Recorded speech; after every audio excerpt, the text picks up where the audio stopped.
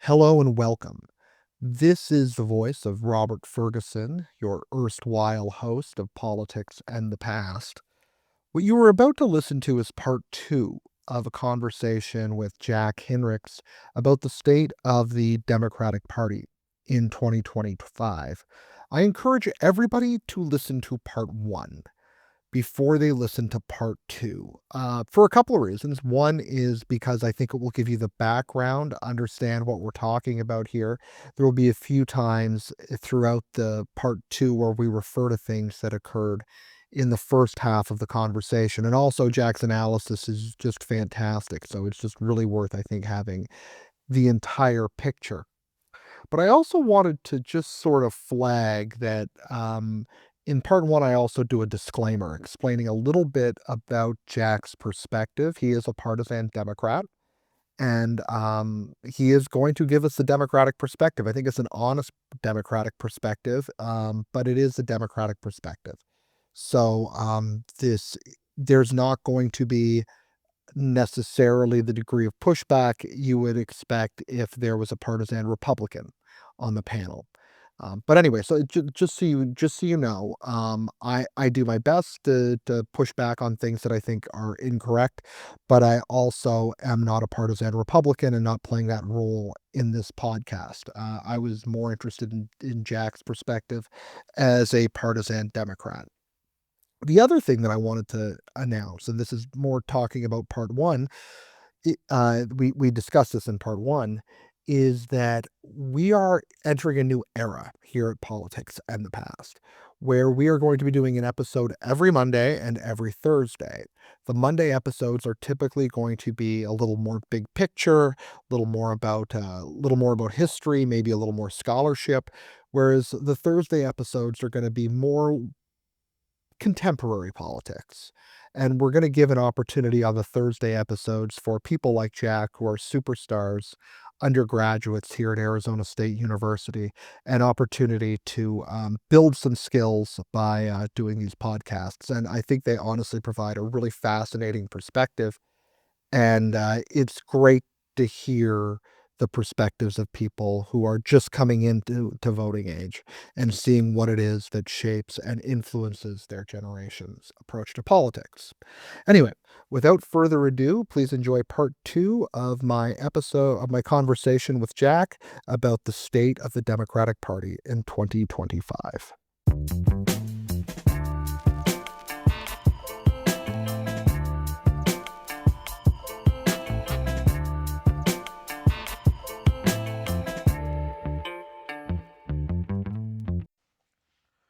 From the low desert in beautiful Tempe, Arizona, beautiful and chilly Tempe, Arizona.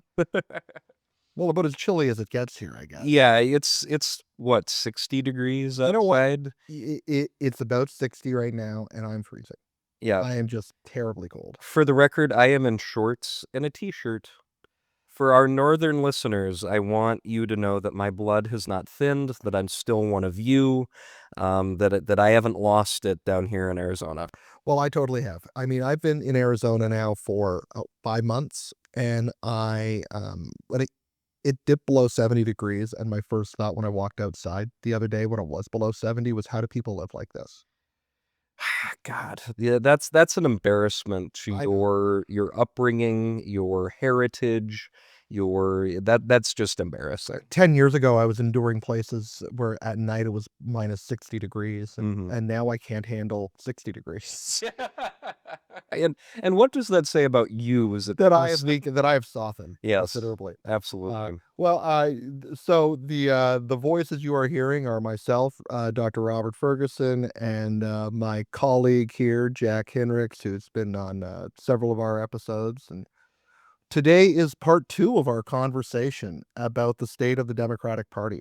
Um, in the first episode, we touched on kind of more the pre 2024 um, Mhm, Democratic Party, how it got to the problems of 2024. mhm.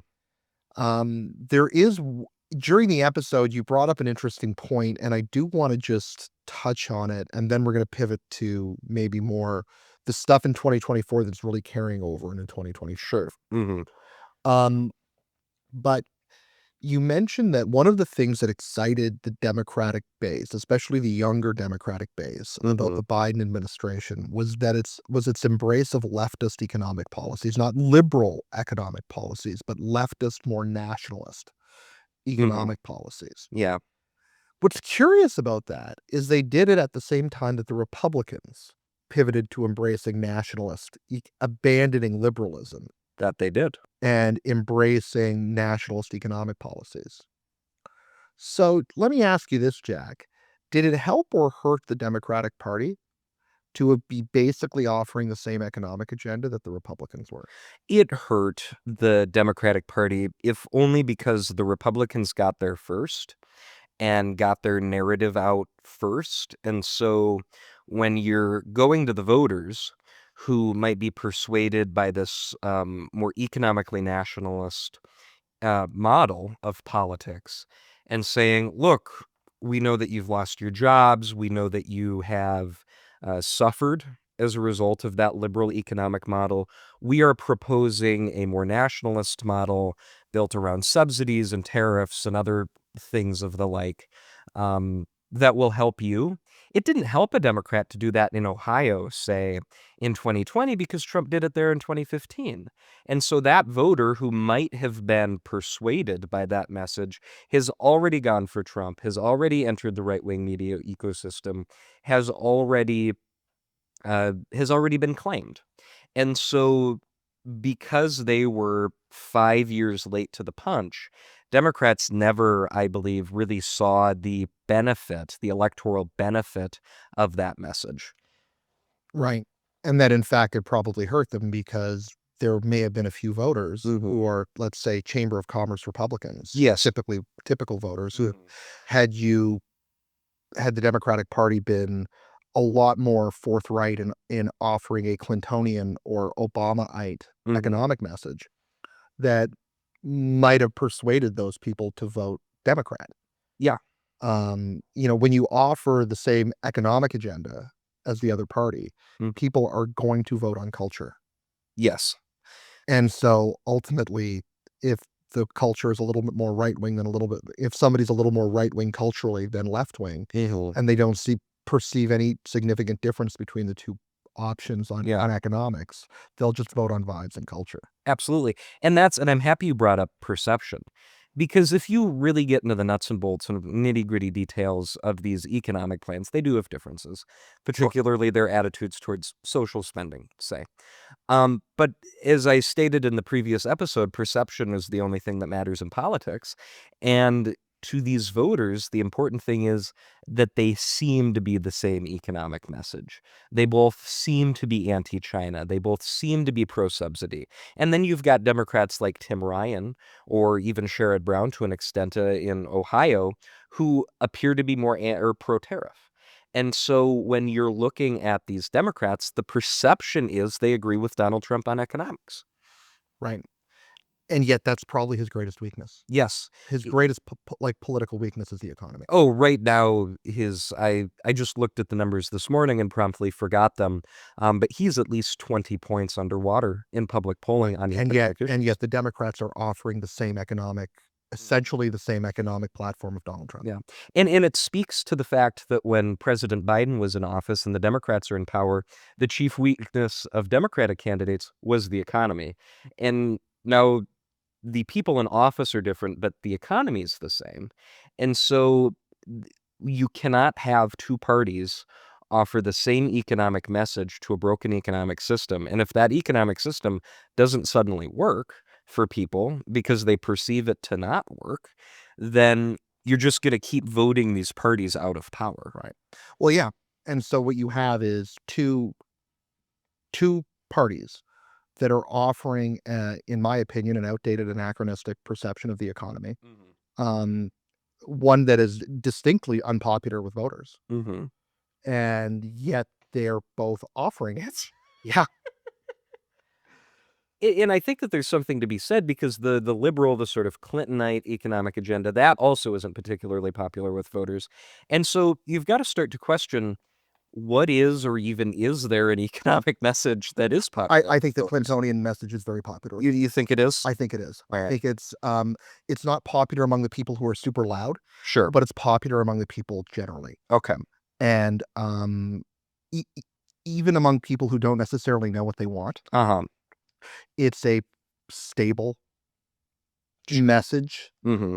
that means not too many great changes. Sure. And I think that for any political partisan listening, you know, I I I think that I don't think that somehow that has become wildly unpopular among the vast majority of voters, because Sure. what we're seeing is that voters are really repulsed by the alternative. Sure.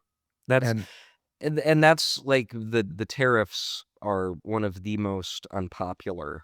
I remember I was watching TV the other day. I saw a Dodge commercial, and the Dodge commercial says you need to buy your car now because tariffs kick in after the new year, and then the car will be more expensive. And the fact that that anti-tariff messaging has become so commonplace and so commonly accepted that it can just be an advertising tool in Dodge commercials is a real indictment of that economically nationalist paradigm. Do you mind if I ask you a sure, question about the Clinton-esque policy?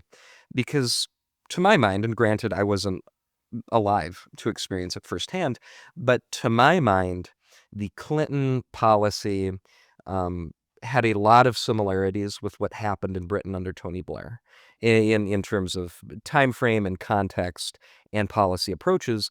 And the Blairite movement is in, incredibly unpopular in the United Kingdom today. The people joke Tony Blair is the only prime minister or former prime minister of the United Kingdom who has to walk around with a security detail in London. And so my question is, why do you think that the Blairite policy was so unpopular and remains so unpopular in the United Kingdom, whereas voters are more willing to accept that sort of Clintonite legacy?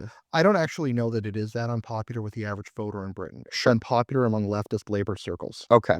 right? So there is pivoting to the UK for a second. The reason Tony Blair has to walk around with an armed guard everywhere has nothing to do with his economic policy and everything to do with the fact that he joined George W. Bush in invading Iraq. Sure.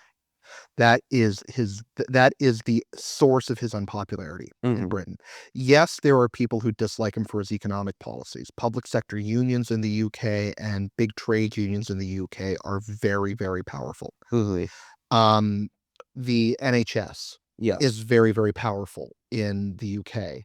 Um, there are people who are associated with those movements who are deeply wedded to the economic orthodoxies of Britain in the 60s and 70s. Sure. That Robertsonian model. Right. That British economic model that was clearly collapsing under its own weight by the 1970s, Hmm. right?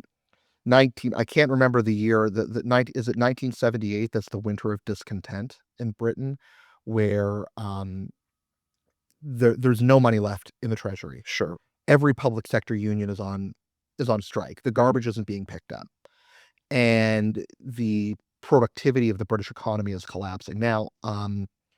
And this is what leads to Margaret Thatcher Uh-huh. being elected in 1979. And Margaret Thatcher, the reason Tony Blair embraced neoliberal economics is because it was A, popular, and B, Margaret Thatcher had reformed the economy tremendously during the 1980s. The British economy was productive again. Now, I'm not going to sit here and say that every aspect of it was perfect. It Yeah. wasn't. Hmm. But it was a broad, necessary structural change to the British economy. Sure. In the case of the United States, um, I think people look back on the 50s and 60s and the 1970s where there were these national statist economic policies that appeared to be working. Hmm. I don't think they understand why they were working. Sure. They were working. The reason they were working, if they weren't really working, but the reason that they appeared to be working was because in the 1950s, 40s and 50s particularly, Hmm. um, the world still hadn't recovered from the war. Sure. And so if you wanted to buy heavy manufactured goods, your only choice was the United States Sure. for the most part. Canada Uh-huh. would be the other alternative. but Canada was incredibly unproductive in the 1960s. Their industrial their productivity. So you have this vision, this belief that in the 1950s and 1960s everything was better when you had these massive unions, when you had statist economic policies, subsidies everywhere, high tariffs that were beginning to come down coming out of the war, but they still were pretty high. Sure. The reason that I think the American economy did pretty well then were two reasons. One was a willingness to subsidize the world in order to purchase American goods. And secondly, the world hadn't recovered yet. Actually, there's a third reason, and that is the Bretton Woods system. Yes. Once the Bretton Woods system collapsed under its own weight, Uh-huh. and there was no way, there are people who still want the United States to be on the gold standard. It wouldn't work. Yeah. Sorry. Beginning in 1971, once Nixon shifted off the gold standard, the United States had to be competitive with a global economy for the first time. And so this is what helps lead to the major recession between 1971 and 1975. Part of the reason you have inflation, major inflation in the mid-1970s, is that inflation was going to happen, was occurring, but the price controls of the Nixon administration kept them artificially low. Sure. Until they, again, it collapsed, until they couldn't hold them anymore. And then it had years of catching up to do. Yeah. In order to get markets to reach any form of equilibrium. Sure.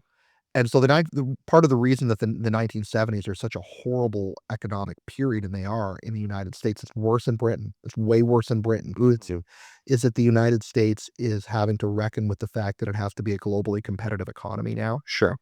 And this is what leads to the creation of the Rust Belt. The Rust Belt, the 1950s and 60s vision of the Rust Belt could not survive a globally competitive economy. Yeah. Lots of reasons for that. Some of them are structural, some of them are contingent. But it has to become globally competitive again. And this is what beginning with the Carter administration. People, again, have this vision that Carter was some great economic nationalist. He wasn't. Carter was a major reformer. And he's the guy that begins to shift the economy towards the neoliberal model that is accelerated by Reagan. And then picked up by Bush Sr., but less so by Bush Sr., Clinton, Bush Jr., and Obama. And then the first Trump administration, which is starting to toy with nationalism, but doesn't fully go the other way. No, it doesn't buy into it like stock and barrel. In fact, there's an argument that some more establishment Republicans make, which is that the Trump economy of the first term shouldn't be called the Donald Trump economy. It should have been called the Paul Ryan economy. Yeah, that's a fair argument. Yeah, I don't necessarily know that I buy it or not, but that's the argument. You can make the argument. Yeah. So it's anyway. So I say all that to say that I think actually most voters, when it comes to the economy, want some stability, or if they want reform, it's because of a crisis. Sure. And yes, there was a crisis coming out of 2008. Yes, I mean, I'm willing to listen to long diatribes of criticism of the way that the global economy is structured. But it's not likely to. Subsidies, tariffs are while popular in certain constituencies, are not going to be broadly popular. Yeah. Subsidies are more popular than tariffs. Oh, most certainly. Right. The CHIPS Act, I mean, as you mentioned in the last podcast, last conversation, highly statist economic model. Not broadly unpopular. Because people kind of like the idea of, we'll subsidize companies to come to the United States. And by the way, every country in the world does that to some degree. Oh, absolutely. Especially for things that are as integral to your national security as computing chips. Which and for many reasons, some of which I agree with, some of which I disagree with, we believe that in order for us to have total security, it needs to be made in the United States. I think supply chains are more resilient when they're more complex. Yep. But that's my own old-fashioned, anachronistic opinion. Your view of the world. My view of the world. But anyway, we're not here to talk about my view of the world. No. I'm more curious about the Democratic Party. But this is a good pivot point, I think. the Democratic Civil War that is there a civil war brewing in the Democratic Party? Let's start there. I believe there is, in as much as there's always a civil war brewing in the Democratic Party. But there absolutely is a rebellion growing against establishment Democratic figures, for a few reasons. I'd say, first of all, many of them are old. And in that post-Biden era, and we discussed at length the con job that the Biden administration and Biden's advisors pulled on the Democratic Party primary voting bloc, that actually, despite Biden's age, he's fine. And then the debate revealed that to not be true. And so that con job has caused a great amount of discontent and distrust within the Democratic Party base, particularly when looking at older politicians. Because once it has been revealed that actually this older politician isn't as competent as they wanted you to believe or as they led you to believe, now going forward, you have to suspect that of every older politician in the Democratic Party. And that is a major reason why I think you see all of these older politicians running for reelection, drawing primary challengers. You have incumbents across the country who have served decades in Congress drawing primary challengers who are 30, 40 years in their junior. And one of the main reasons that those primary challengers cite as why you should vote for them and against the incumbent is because I'm 40 years younger than they are. And they simply don't understand living in contemporary America, and they're too old to do the job. And so, first of all, I think that there is this incredible distrust of older politicians.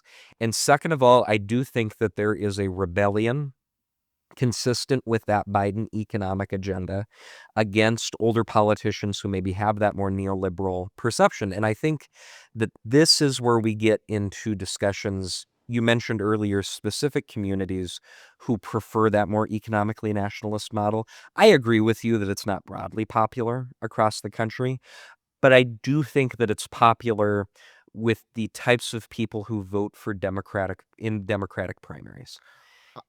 I think they are a powerful block. Or a power, yes, with a powerful block of those who are voting in Democratic primaries, who reject politicians who were prominent in the Clinton years or prominent in the Obama years because they have that sort of neoliberal guilt by association, you could call it. And so advancing those economically nationalist ideas, it's almost you're getting in the Democratic Party today what happened in the Republican Party in 2016 and 2018, and to a lesser extent in 2020, when you had all sorts of incumbents retire and all sorts of incumbents lose primaries because they were associated with that Bush Paul Ryan Republican Party and that Bush Paul Ryan economic message that simply wasn't the economic message preferred with powerful groups in Republican nominating circles. Yeah, I hear you. I also think people misread the message. What they were missing was people were upset about foreign policy Mhm. and they were upset about immigration. Sure. They It weren't they that's weren't upset about the economy. They Mhm. weren't upset about necessarily the Republican economic message. Mhm. I think that's how Trump interpreted it. Sure. Some people have interpreted it. Orrin Cass, for instance, might be another example of somebody who's interpreted it that way. And maybe it's become a self-fulfilling prophecy. Sure. But back then, it was mostly anger about immigration. Okay. But that's my own opinion. See, I guess I would argue that the anger about immigration was tied to the anger about the economy. That they weren't angry about immigration in a vacuum. It was, again, the perception that the immigrants were going to take my job, and that I don't have enough savings or enough job skills to reenter the market and recover from that. No, I mean, I think that's definitely some of it. And Mhm. I mean, I'm a bit of an economic determinist, so Mm. believe me, I am very sympathetic Sure. to that perspective.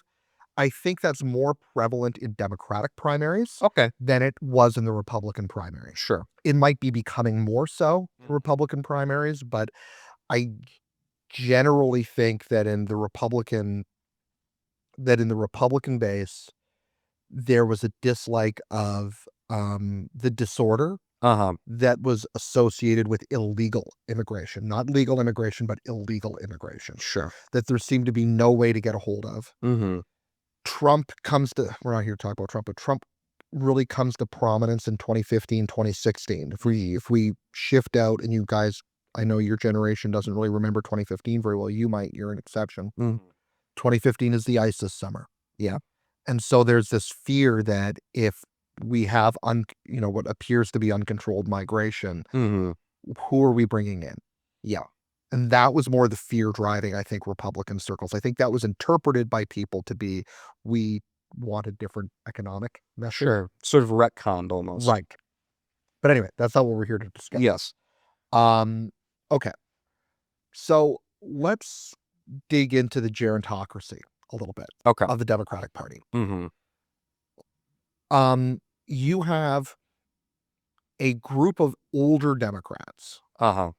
who are, and who still have the main levers of power in the party. Yes. Why do they still have the main levers of power in the party? They still have the main, or control as the main levers of power in the party because nobody's told them otherwise. And so when you have a figure, let's take Nancy Pelosi, for example, for a moment, who was an incredibly powerful, the incredible power in that House She Democratic might be the caucus. most powerful Speaker of the House ever. Oh, certainly since Sam Rayburn. Yeah. Incredibly powerful, and she always drew a few votes of token opposition, but even that was a sign of her power because she was powerful enough that she could afford people to voice their opposition against her, and it was fine. And it didn't pose a real challenge to her control or her grip. And so you have somebody as powerful as Nancy Pelosi doesn't ever lose their power from a challenge, or very rarely loses their power from a challenge. They have to give it up. And so we're waiting for individuals of Nancy Pelosi's generation to give up that power of their own volition rather than having it be taken by a younger leader in a speakership election or in a caucus election or even in a primary election. And the primary election element, I think, is also important because you see this in both parties, but I would say to a greater extent in the Democratic Party, where the individuals who lead the Democratic Party in Congress and even in state legislatures represent very safe seats. These are seats that are voting for Democrats by 40 or 50 points. And so you do not have a competitive general election challenge. And the reason why I think that is so much more prevalent in Democratic circles is because Tom Daschle lost. And so Tom Daschle loses in South Dakota, and Tom Daschle had been the leader of the Senate Democrats at the time. He loses the general election in South Dakota, and after that, the leaders of the Senate Democratic caucus are Dick Durbin of Illinois and Chuck Schumer of New York, two states where a Democrat would really have to try to lose a general election. And I think that it's almost the trauma of Tom Daschle losing that general election where Democrats say, look, we can't have a leader who represents a competitive seat or a red leading seat because we might lose them in a general election. And so it's important to note that one of the reasons why Democrats or Democratic leaders hang on so long is because they're all representing D+40 seats. Interesting. Okay. I think that the Republicans got the message too. And the Republicans got the message. The Republicans understood the message and understood the logic, certainly, of the message. But I think Democrats feel it in a more visceral way. Fair enough.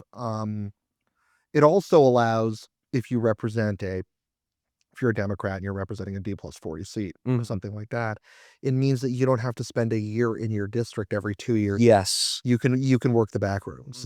Absolutely. Right? And so it means that you can have a token campaign every year. And provided there's no primary challenge, which if you control committees, if you have all this power in Washington, helps prevent that. Yes. And it's important to note that there really weren't primary or successful primary challenges of prominent Democratic politicians for a very long time until AOC knocked off Joe Crowley. Right. And that was a shock. Alexandria Ocasio-Cortez, every person in the know said she was going to lose and Joe Crowley was going to be fine. And Joe Crowley, for context, was the number 3 House Democrat at the time. He was being groomed as Nancy Pelosi's heir apparent. And then all of a sudden he loses to a bartender in her 20s. And that was the first time in a long time that entrenched Democratic incumbents in these D plus 40, D plus 50 seats thought, man, my seat might be in danger. I might actually have to run for reelection. Mm-hmm. Yeah. Or at least in the primary. Or at least in the primary. Yeah. Right. Okay. So that explains a lot. Mm-hmm. All right. Of the levers of power. But the gerontocracy has power that is not necessarily associated with the levers of the Democratic Party at any Yes. given point. For instance, why in God's name Mm-hmm. is the only alternative in the New York City mayoral election to Zoran Mamdani, Yeah. Andrew Cuomo? And that speaks to the entrenched nature of, and I think that some of that is specific to New York State politics. Sure. It's And in New York State politics, all politics are clubby to an extent, or all establishments are clubby to an extent. I think the politics in New York State are especially clubby. And so that the fact that Andrew Cuomo resigned in disgrace and the fact that Andrew Cuomo is morally dubious, to say the least, didn't matter in the establishment circles of New York State, because everybody in power there had known Andy Cuomo for forever, and they were all associated with him. Many had served in his administration, and I think that's what mattered in New York State. And it is a real indictment of the politics of a place like New York State, that clubby atmosphere is so powerful that Andrew Cuomo could just run for mayor and have establishment backing. yeah, lose the primary and then run again. And then absolutely lose the primary, turnaround, And run then again. proceed to absolutely not campaign, but run again. Yes, absolutely. So there's definitely a rebellion that is in full, to say it's brewing is probably It's brewed. It's It is brewed. brewed. It's brewed. It's bottled. It's ready All to right. serve. So there's a major rebellion in the party brewing against let's call them the gerontocracy. Yes. And who would you put in the gerontocracy at the national level? At the national level, public enemy number 1 is Chuck Schumer at the moment, who has been sort of unpopular amongst Democratic circles or amongst writers, Democratic leaders of that, or intellectual leaders of that left-wing Democratic sector. Chuck Schumer has been very unpopular for a while now, and he is getting older, and that's, I think, their number 1 target. And then other individuals would have been Dick Durbin, except Dick Durbin is retiring.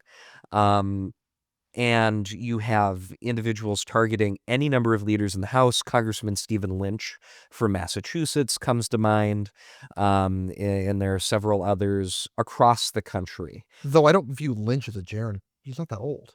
He's pretty old. Is he? Yeah, I think he's in his 70s. Oh, really? But also, you have a distaste for the gerontocracy that extends across the sort of ideological spectrum of the Democratic Party, because you also have primary challengers to Senator Ed Markey in Massachusetts, who is older, who's been in Congress for decades, but he's consistently one of the most left members of Congress. And you have a primary challenger to him, Seth Moulton, who is far more moderate than he is. But Seth Moulton's message is, look, Ed Markey's been in Congress for forever. Ed Markey is getting up there in years. I am the younger alternative. And so it is interesting, I believe, that you see challenges to gerontocracy from the left, but you also see challenges to gerontocracy from the right. Interesting. And that does build to my next point, Mm-hmm.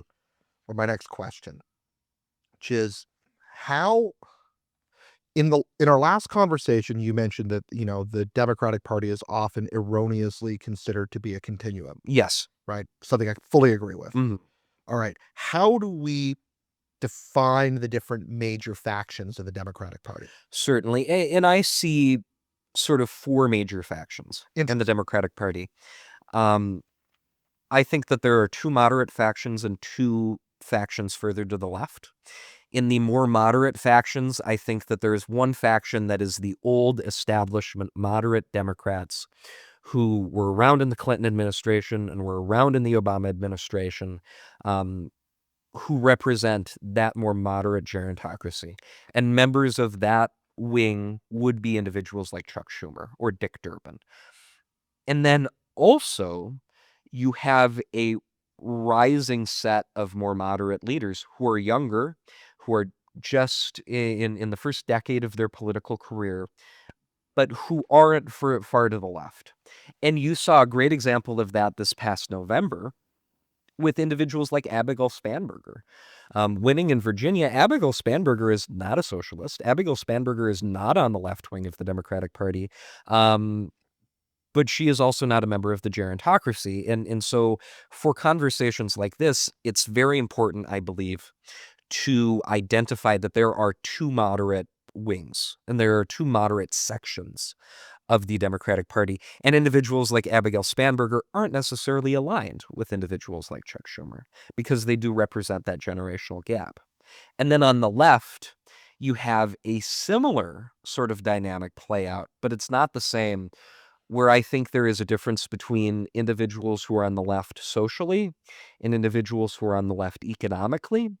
And I believe that social leftists, individuals who are very into the sort of proclaiming their socially liberal views online, and this happened a great deal during the Biden administration. And a lot of what they called for, I believe, is now a lot of what is considered woke, and that the notion of wokeism is sort of a response to that online socially left rhetoric of the Biden administration.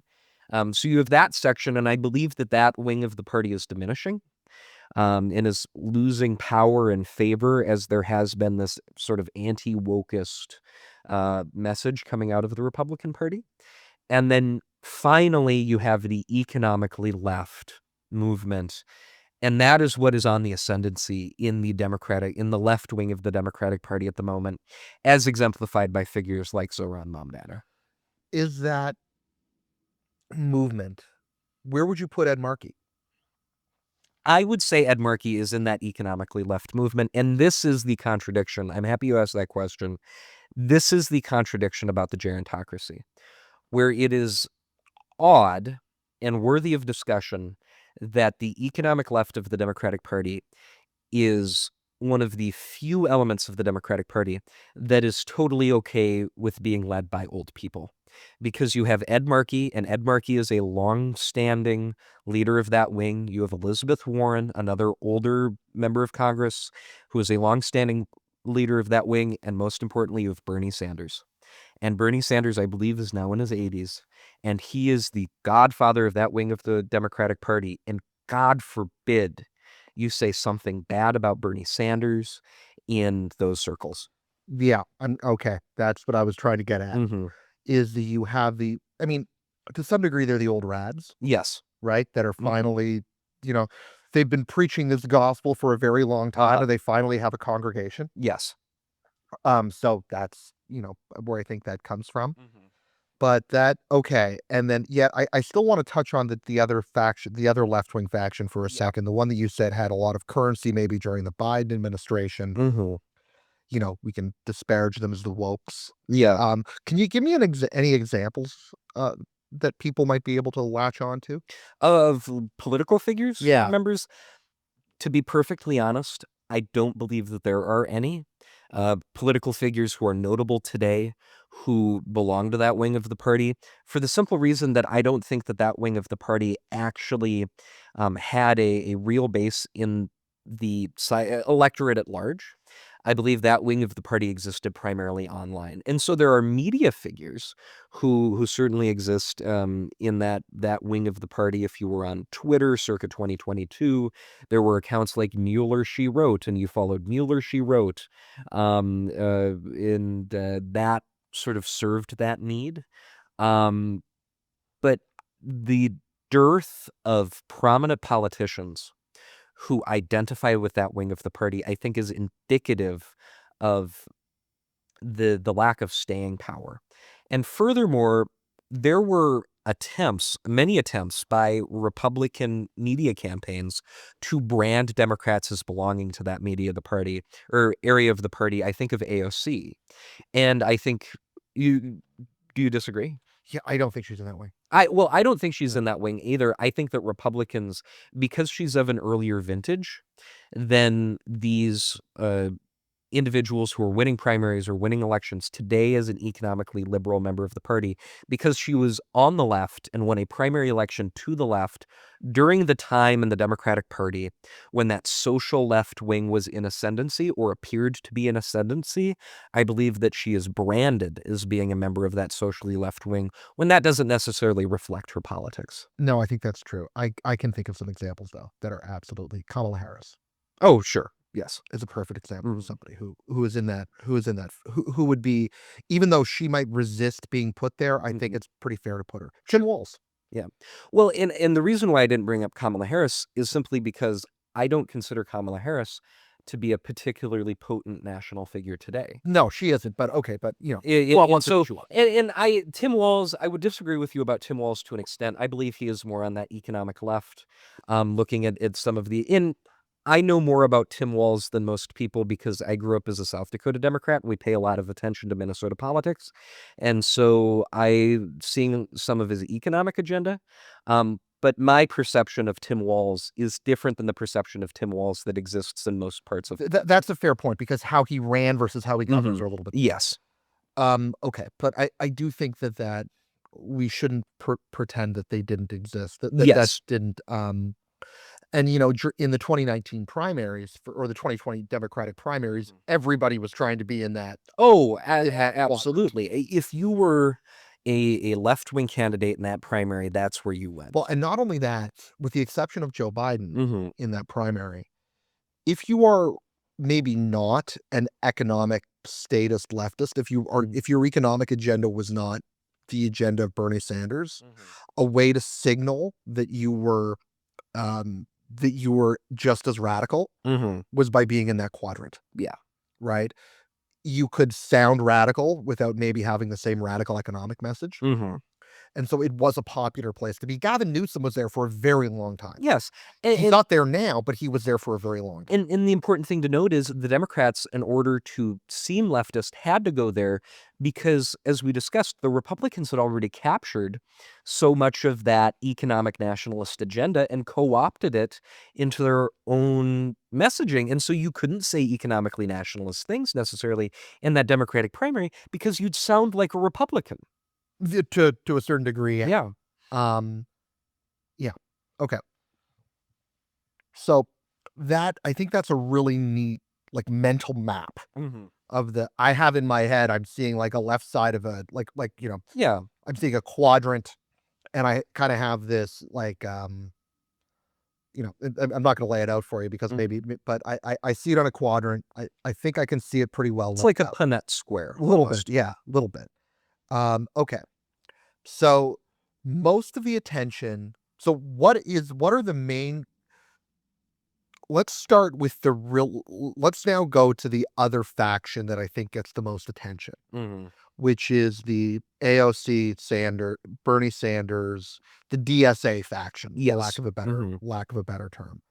What is their main critique of the Democratic Party? Their main critique of the Democratic Party, I think, stems from that Clinton-esque, Obama-esque liberalism, where they perceive, and you can argue that this isn't actually true of most of America, but they perceive most of America as having rejected that or having been left behind by that.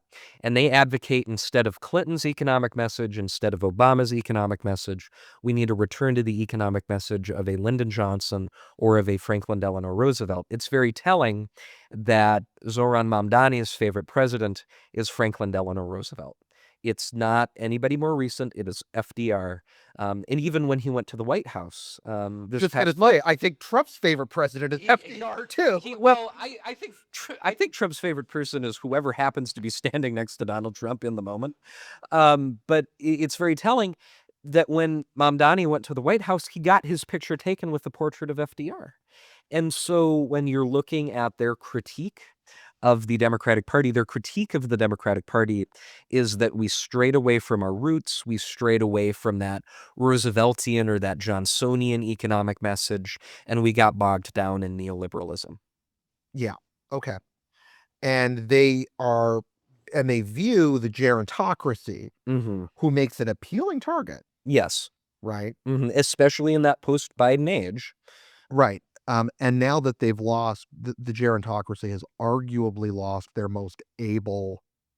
um, their most able, sort of looking for, player, Mm-hmm. I don't have a better word, but operative, Yes. which was Nancy Pelosi. Yes, absolutely. Nancy Pelosi, love Nancy Pelosi or hate Nancy Pelosi, and there are people who feel both ways. You cannot deny her effectiveness as a political leader. She's more powerful than Obama was, I think, Oh, yes. in the Democratic Party. If Nancy Pelosi had not been the leader of the Democratic caucus during the beginning of the Obama administration, I don't believe that Obamacare would have been passed. No, she is. I mean, she's sort of, because she was only ever Speaker of the House, and she was purely a legislative figure. Mm-hmm. I don't think people really understand just how powerful she was, Yes. and how influential she was. Mm-hmm. Um, anyway, losing her, Yes. I think, has been has Schumer can't fill her shoes. No. And I think it's very telling that of that generation, Nancy Pelosi is sort of the only one who knew when to hit the exits. Because Nancy Pelosi bowed out and said, Hakeem Jeffries, you're next. I'm going to spend a term in Congress or a couple of terms in Congress, sort of helping you learn the ropes as a speaker, and to sort of be your mentor. And now she's retiring. Yeah, yeah. And by the way, the other figure who I think was almost as powerful until 2016, the change Mhm. in 2016, was Mitch McConnell. Yes. I think the two of them were, in 30 years, when people start looking back Hmm. on this era of politics, I think they will be very surprised to see just how powerful Mitch McConnell and Nancy Pelosi were. Absolutely. Absolutely. But anyway, so the gerontocracy makes an able target. Their Mhm. leader is Chuck Schumer, somebody who I don't believe is who, now that he's older, especially, but even in his prime, wasn't as capable as Nancy Pelosi. Certainly not as agile a politician. Right. Um, he is being forced to. He's being attacked by this. He's a target Mhm. of the AOC, Sanders, Mamdani wing of the party. I keep, whenever I want to say his name, there's like the Saturday Night Live recent bit where they were doing the debate, Yeah. and they've got Shane Gillis playing Curtis Sliwa Ooh. in the debate, and he refers to Mamdani as Zoran Rob Zombie. Yeah. And I keep Mhm. that always pops into my head when I Yeah. want to say his name. No, it's hard when they sort of make a meal, or when folks sort of make a meal out of a person's name in politics, because you know how they say you know how you're supposed to say the name, but also all you can hear in your head is the mispronunciation of the name. Right. And so then it's hard to, it's when you're just sort of saying it and you're not thinking about it, it's easy to divert to that. Right. Yeah. Anyway, so the we've talked about the economic message, Mm-hmm. but that, even then, as powerful as the economic message is, Mm-hmm. and again, I've told you before, I am always compelled by a political analysis that comes down to economics. Mm-hmm. Yet, Yet. that is not really where the most energy from that wing of the party has gone. You don't think so? It's Israel-Gaza. And that is an important point. And we haven't discussed foreign policy really at No. all. All right, we're gonna keep going. Yes. Can you keep going for a bit? Yeah, I can keep going for a bit. Okay. Let's go to foreign policy. Great. Let's do it. Um, the Let's talk about Israel-Gaza and how it's affected the Democratic Party. This, to me, when October 7th happened, Mm-hmm. this was the worst thing that could happen to the Democratic coalition, You're not wrong. You're not wrong. because it brought to the surface cleavages that clearly existed Mm-hmm. already Yes. and were going to get worse. Mm-hmm. Cleavages that have existed. So I mentioned on the previous episode, um, My family's advocacy in the Democratic Party begins with Senator Jim Abrask, who's a senator from South Dakota. He was the first Arab American to serve in the United States Senate, and he was one of perhaps the first prominent figure in the Democratic Party to advocate against Israel and for Palestine. And so these cleavages have been growing in the Democratic Party, I would argue, since 1972. And then October 7th happens, and all of a sudden you have this rift between more traditional sort of AIPAC-taking Democrats and the individuals who are on that Abrask wing who say, no, what has happened in Gaza is a travesty.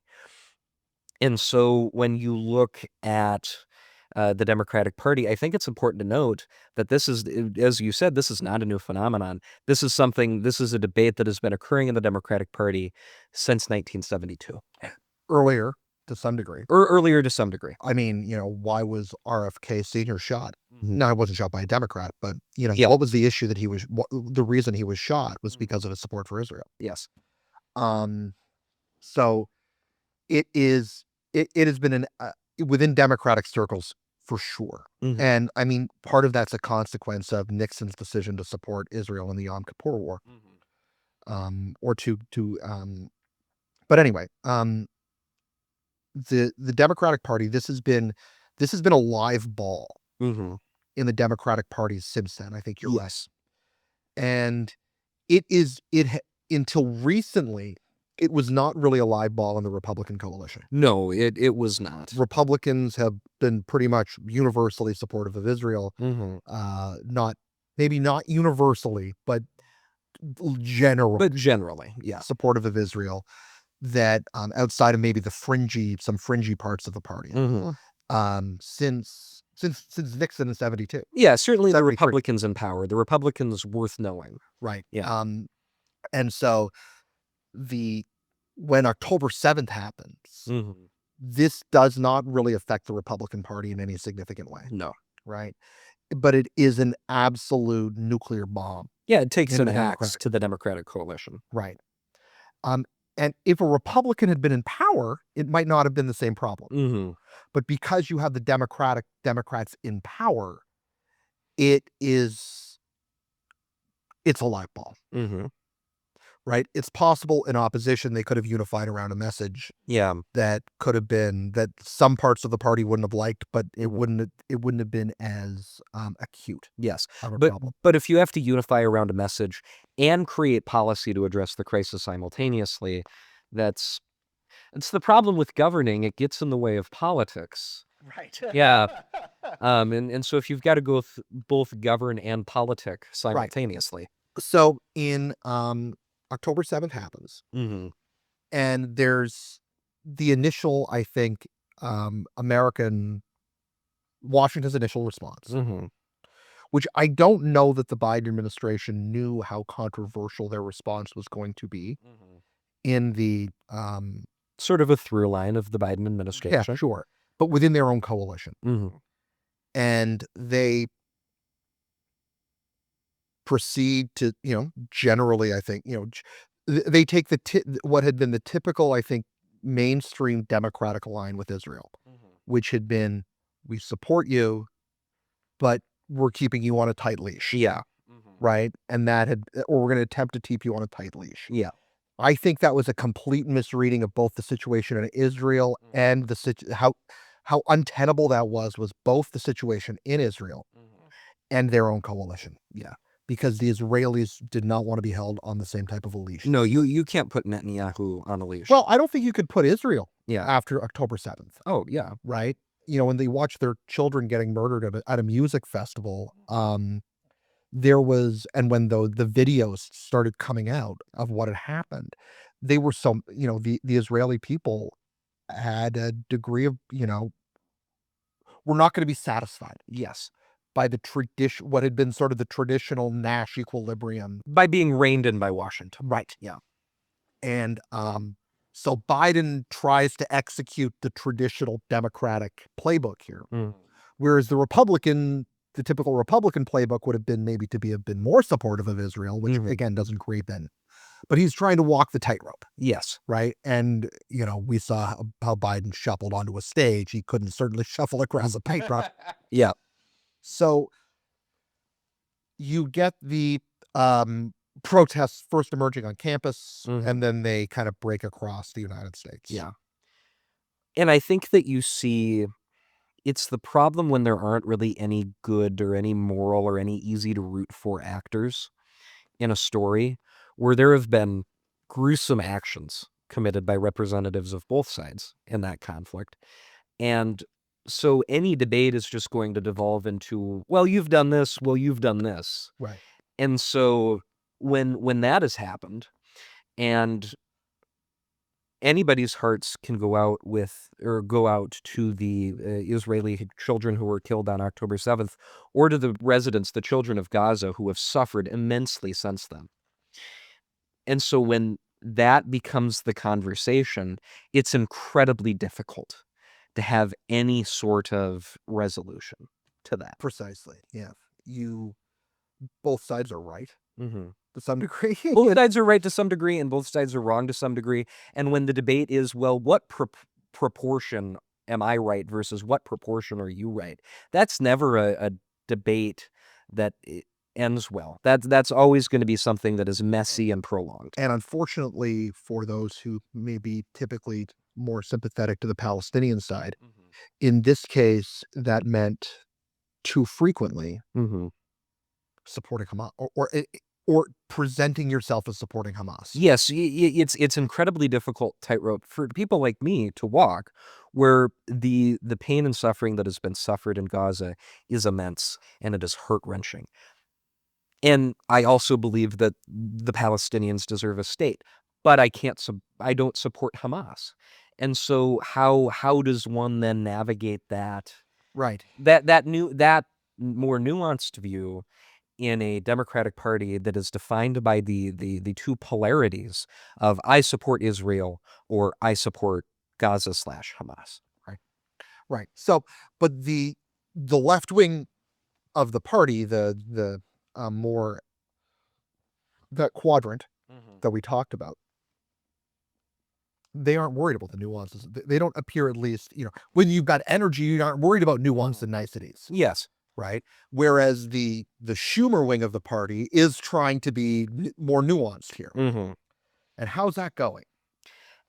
Well, nuance in politics never really goes well if you have to present a political message that is nuanced and then hope the American public picks up on that and is willing to respect you for that. That's never something that works well. I think that the problem that the Schumer wing has in the party is twofold. Every day you get videos of horrific things that happen in Gaza.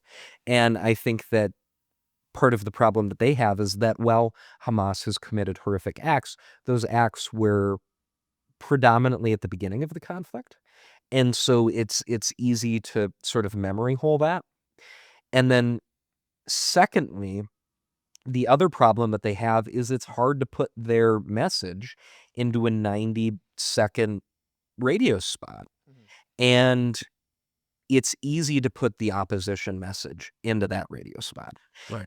Or into that condensed format. And so when you're trying to transmit this message that A isn't being backed at the current moment by events, and B is too nuanced for easy political messaging, then that's a political loser any way you spin it.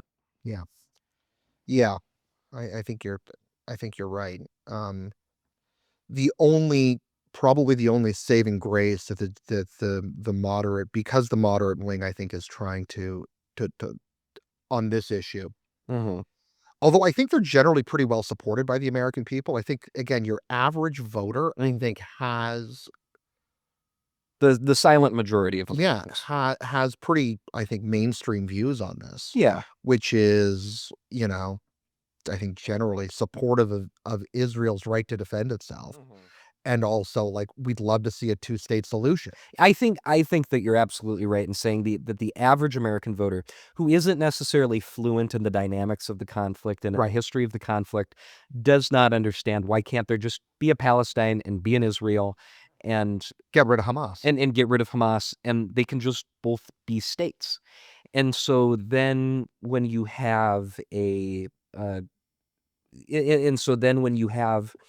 arguments that defy that simple logic, that confuses, for Yeah. lack of a better term, the average voter. Right. I mean, you've got elites. You've got people whose political movement depends on confusing the vote. Oh, yes. So, probably and this is, I think, why the gerontoc, for lack of a better word, the gerontocracy, and I mean, the Cuomo campaign, for instance, in New York, heavily relied on accusations of anti-Semitism, Mhm. was because that's about the only soundbite you can get that Yes. is, going to that might work, Mm. because everything else sounds too complicated. Everything else is too complex, and so you have and for the record, individuals who've been on of that political persuasion have been resorting to that soundbite since 1972. Individuals accused Senator Abrask of the exact same thing, despite the fact that it wasn't true, because it was the only argument that they could make. Yeah, I don't know the only argument, but it was the one that was Or the most the easiest. yes. The easiest argument to make. And this is we don't want to confuse those two things. Mhm.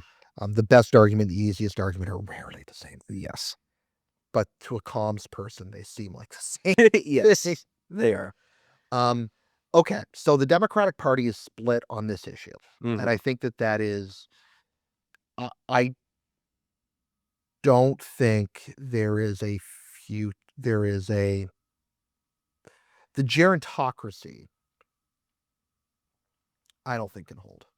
I I mean, well, age alone. yeah, age alone, like if this is simply a game of outlasting your Yeah. opponent, Well, yeah, but okay, but that's not the only moderate faction mhm, in the Democratic Party. Let's talk about the younger Democratic, the yes, younger, more moderate faction a little bit.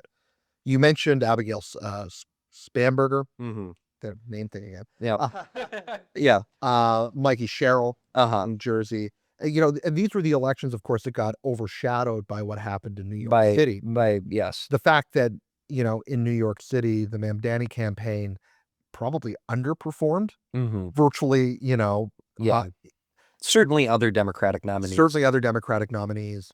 And also, in a lot of ways, it underperformed Democratic, what could be expected. sure, And that isn't just because Cuomo was on the ballot. mhm, Um, you look at where Cuomo's support was, it's unbelievable. Like, people who I'm pretty sure could not believe they were ever casting a ballot for Andrew Cuomo cast a uh-huh, ballot for Andrew yes, Cuomo. certainly, Um, the but in New Jersey and Virginia, very that younger, more moderate faction won, and they won they huge. won huge, and like I think that it's important, and I appreciate that you brought up Mikey Sherrill. The Democrats were expected to win in Virginia and win big. But that New Jersey governor's race was supposed to be close. The Republican nominee, Chitterelli, had been the nominee in the previous cycle and had come within 5 points. And that New Jersey governor's race was supposed to be close and competitive, but at the end of the day, Cheryl won by the exact same margin Spanberger did. The exact same margin. Yeah, and Schiaparelli is in the last camp or the last conversation we mentioned that sometimes Republicans have nominated the wrong person in competitive races. Mhm. He's not the wrong person. He is not the wrong person. He is a very good candidate. Mhm. And people can have problems with him. Yeah. I'm sure that lots of people in And you can argue he was a better candidate the first time around than he was the second time sure. around. But yeah. But at the same time, this was not an example of a bozo campaign. No, it wasn't. What's the name of the guy from North Carolina in the North Carolina governor's race last cycle? Right. Robinson? Yeah. Yeah, it wasn't that. Right. So the this younger moderate faction is winning when they manage to win a primary, seems to be running up the score. Oh, absolutely. They clean up. Yeah. So who are some other examples of people that might be in that in that wing? You mentioned Seth Moulton.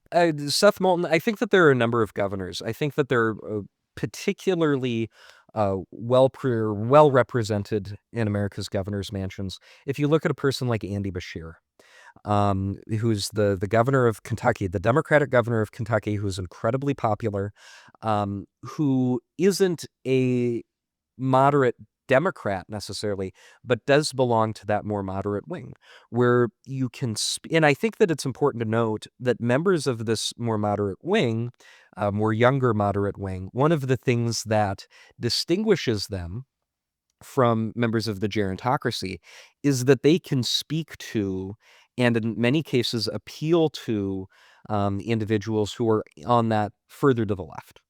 And so when you have an individual like Andy Beshear, not only is he popular amongst more conservative independents and moderate Democrats in a place like Kentucky, he is also popular amongst the leftists who live in Louisville. And so when you look at an individual like Andy Beshear or Josh Shapiro, or I think Gretchen Whitmer would also belong to that camp, these are individuals who not only are popular amongst independents, who not only are popular amongst more moderate Democrats, but maintain their popularity amongst members or amongst individuals to their left. Why? I think that A, they're better at messaging and communications than the gerontocracy, simply because they're of that generation and they are able to speak to members of that generation. They have better communications games, better communication staffs, but also I think it comes to a certain level of agreement on social messaging and social policy, if not on economic policy, where members of that group do adhere to sort of the democratic consensus on social matters in a way that members of the gerontocracy don't necessarily. And so, because they have that shared understanding, there can be cross communication between those camps. Interesting. So what you're telling me is that you've got Democrats who might be in that the AOC, who might generally be in that AOC wing, but are maybe persuadable to be more moderate Yes. Democrats. They can capture those voters. They Yes. can't get the hard part of that You can't get the hardcore part of that left, but there you can I can absolutely envision in my mind an individual who would say, vote for AOC for Congress, or even vote for AOC in a Senate primary against Chuck Schumer, and then turn around and vote for Andy Beshear for president. right? If he And were not brought feel like they're holding their nose. and not feel like they're or vote for Roy Cooper or Gretchen Whitmer or who have you. Right. And so to me, being an outsider, Mhm. that would appear to be the attractive wing of the party that should Yes. be being a groomed for leadership Mhm. and thrust into leadership Mhm. because they're they win. Yes, absolutely. Um, and yet it, they seem to be maybe collateral damage. It does seem, and I think that it's the perception of that is different right now than it will be when the Democratic primaries really kick into gear. Because right now there's a lot of conversation, especially so soon after the Mamdani win, about the ascendancy of that left-wing element of the Democratic Party. To an extent, I think that's overblown. And I think that we're talking about it right now because Mamdani just won. Where I think when we get to the Democratic Party, certainly there will be left-wing candidates, and certainly they will draw noise and attention and some votes. But dollars to donuts, the next nominee of the Democratic Party for president is going to belong to that more moderate wing who can speak to the concerns and interests of that left wing. I would say that it's going to be Andy Beshear or Roy Cooper or Gretchen Whitmer, somebody who belongs to that wing of the party. When yes, we all talk about members of that more left wing, but when the chips are down and we're nominating somebody to run for president, it's going to be somebody who belongs to that more moderate wing. Interesting. Very interesting. And the choice will matter because Yes. they have different economic messages. Mhm. Gretchen Whitmer, for instance, has a different economic message than Roy Cooper. Oh, yes. And so it will be interesting to see Mhm. how that how that shakes out. Um, The other aspect that I think probably makes it difficult Uh-huh. during this war is the one that seemed they're competing for themselves to out resist Donald Trump. Yes. And I think that that is because so many members of the swing are governors specifically. It's different to be a governor right now in the Democratic Party than it is to be a senator. Because if you're a senator, you can filibuster like Cory Booker and you can introduce bills, but there's really nothing you can do. And so there's really not much you're expected to do. Where if you're a governor, if you have control of a state and can direct that state's policy and that state's response to Trump administration initiatives, you are expected to make tangible efforts at rebellion against Trump administration initiatives. Yet but at the same time, you also need federal funds, But that's the double-edged sword. right? You need Mm. federal funds. You need to be able to, every governor needs to work with the White House. Oh, absolutely. And it's different. For some states are more reliant upon the federal government than others. And I think one of the things that has given Gavin Newsom specifically such an advantage is because he is the governor specifically of California, which gives the federal government more than it takes. He has the greater ability to tell Trump no or to resist Trump's initiatives than the governor of a state who takes more money from the federal government than what they give. Right. Yeah, no, it does put Newsom into a different situation. Yes. Though it'll be interesting to see if the Republicans ever really got rid of the SALT deduction. Mhm. How that would play out. Yeah. Um, yeah. Okay. So it's that. How do you look like you're involved in the fight? Mhm. And I think this is what the AOC wing is relying on, Yeah. right? That their way to power means we are the most resistant to Trump. Mhm.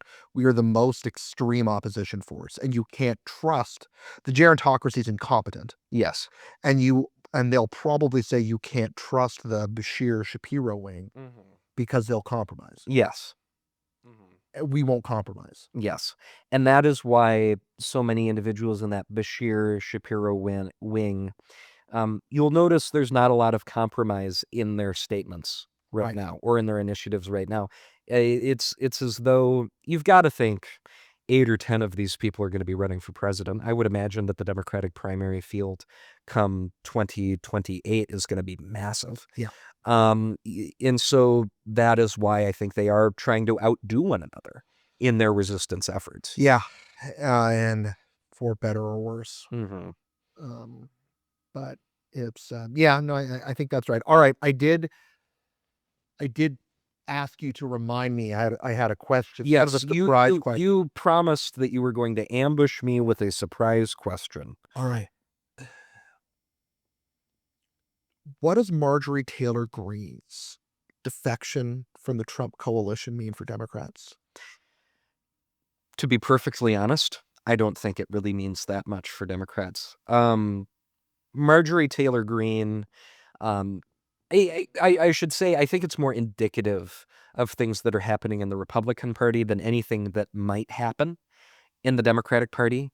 There is no Democrat at any part or at any point in the Democratic Party who has any sympathy for Marjorie Taylor Greene, even after she rebelled against Trump on the Epstein concern.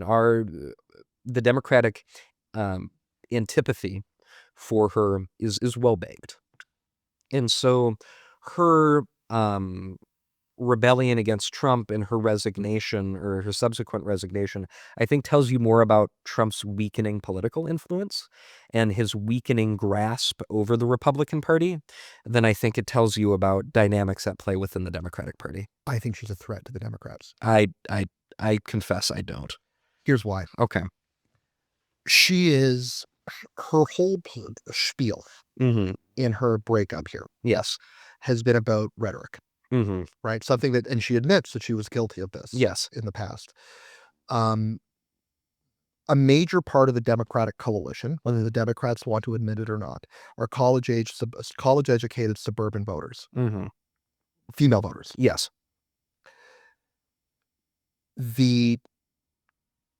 These are people who, many of these people would have voted for Mitt Romney in 2012, Mm-hmm. right? and they don't vote for Trump because of Trump's rhetoric. Yes. Marjorie Taylor Greene if we take a look at her statement Uh-huh. when she retired or when she's, announced her resignation, Mhm. and the fact that she's gone on female-centric media, Mhm. like The View Yes. and various other, female-centric, Mhm. programs, apologizing for rhetoric, Yeah. essentially. Not apologizing for policy, but apologizing for rhetoric, Apologizing for rhetoric. right? She appears to be creating a feminine nationalism, Mhm. like an American nationalism that is appealing to women. Yeah. That is more of a threat in the suburbs Mhm. than I think Democrats would be willing to admit at this point. I see that argument, and it is certainly the right move I think she's making in saying, "You know what? I got too lost in the sauce, and I'd like to apologize for that." My response to it is I think that the public's perception of her is just too hardened for Today. I don't see a scenario in which she is perhaps another individual who was like her, but perhaps not as prominent as she was.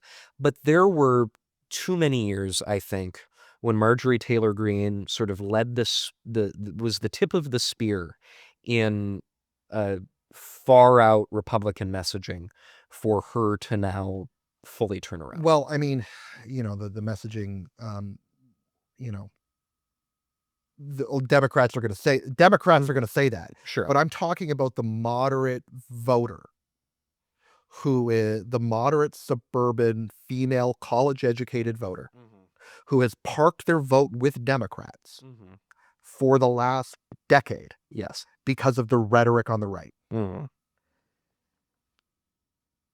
As she builds her coalition, Hmm. because she's running for president in 2028, Oh, yes, right? For the Republican nomination in 2028. absolutely. I mean, I look forward to in the first quarter of 2026, she's gonna be on the front cover of Vogue or Elle or Glamour, Hmm. and she's gonna talk about her, road to Damascus, Yes. right? There's gonna be, she'll be on the front cover looking more feminine than she used to look, Hmm. right? This is absolutely a play for those votes. Yes. And it is going to be curious to me to see how, as she begins to build this coalition, how Democrats respond, because Sure. I think they're gonna have to respond. I think that I think the Democrats are going to I don't think the Democrats are going to respond. Perhaps they should, and that will I am interested to see which of us is ultimately borne out by that. We can revisit this next year. Yeah. And everybody bookmark all of our listeners, please bookmark this conversation. And in a year, send us an email Yeah. so we can see if Rob or Jack was right. But I think that she was simply too far gone for in well, From the perspective of a uh, moderate, and suburban, college-educated and female voters. the other thing I wonder is, yes, many of these voters uh, grew up Republican and would have voted Republican for Mitt Romney, and but I've got to wonder. These individuals have been voting for Democrats and backing Democrats for 10 years now.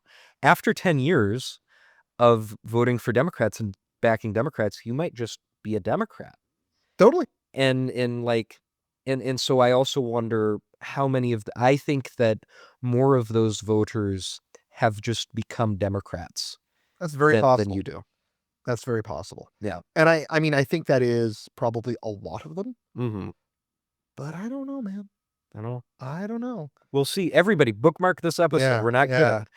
Yeah. The Marjorie Taylor Greene threat Yes. to the Democratic coalition, Mhm. I think is bigger than Democrats want it to be or think it is.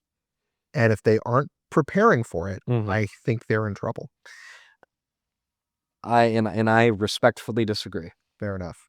Yeah. All right. Well, on that note, we'll let you go. We've been here for way too long. Yes, we have a tendency to do that, Yeah. don't we? We need a third person here to keep us on time. Yeah. All right. Well, Jack, thank you very much. That was a good conversation. All right. So this is the first of the Thursday episode drops.